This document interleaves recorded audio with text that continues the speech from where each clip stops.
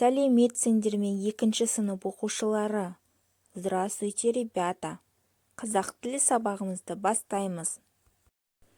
Балалар, бүгінгі сабағымыздың тақырыбы тема нашего урока. Мынау қонжық па? Медвежонок ли это? Сабақтың мақсаты ауызша тіл және тыңдау, көру материалдарын тыңдау және қарапайым сөйлемдерді түсініп қайталау. Екінші мақсатымыз мәтінді мәнерлеп және қатесіз дауыстап оқу. Қараңыздар, балалар, бізде бүгінгі тақырыптағы жаңа сөздер. Посмотрите, ребята, здесь у нас новые слова. Менімен бірге қайталаймыз. Повторите за мной. Қатты, твердый, жұмсақ, мягкий. Балалар, сендер жаңа сөздерді естеріңе сақтадыңдар ма? Ребята, а вы запомнили новые слова? Потому что здесь картинки связаны с новыми словами. Себебі бұл жердегі суреттер жаңа сөздермен өте тығыз байланыста. Бірінші сурет. Первый рисунок. Мынау машине. Это машина. Машине қатты ойыншық. Машина твердая игрушка. Ал екінші суретте.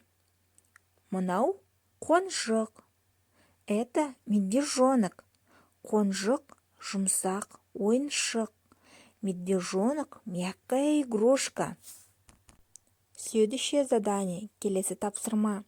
Мәтінді мұқият тыңда. Внимательно слушайте текст, ребята.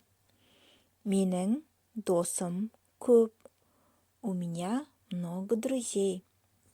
Мен достарыммен ойнаймын. Я играю с друзьями. Менің көп машинем бар. У меня есть много машин. Анельдің қуыршағы бар. У Анели есть кукла. Ол әдемі, она красивая. Аннаның аюы бар. У Анны есть медвежонок. Ол жұмсақ ойыншық. Это мягкая игрушка. Бірінші тапсырма. Первое задание. Суреттерге қараңдар, кімде қандай ойыншық бар. Посмотрите на картинку и ответьте на вопрос, у кого какая игрушка. Бірінші суретте Арман. Это Арман. А это Анна. Это Анель. А это Андрей. У Армана твердая игрушка, потому что у него есть машина. Машина — это твердая игрушка. Арманның машинесі бар. Ол қатты ойыншық. Аннаның қонжығы бар. У Анны есть медвежонок. Медвежонок — это мягкая игрушка, ребята. Аю жұмсақ ойыншыққа жатады. Анельдің қуыршағы бар. У Анели есть кукла. Андрейдің күшігі бар.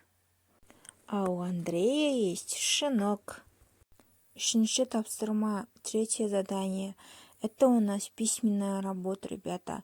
Пишите в тетради. Қажетті сөздерді қойып, мәтінді көшіріп жазамыз.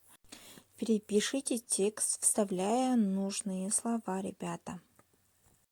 Сабақ аяқталды. Сау болыңыздар, балалар. Урок окончен. До свидания.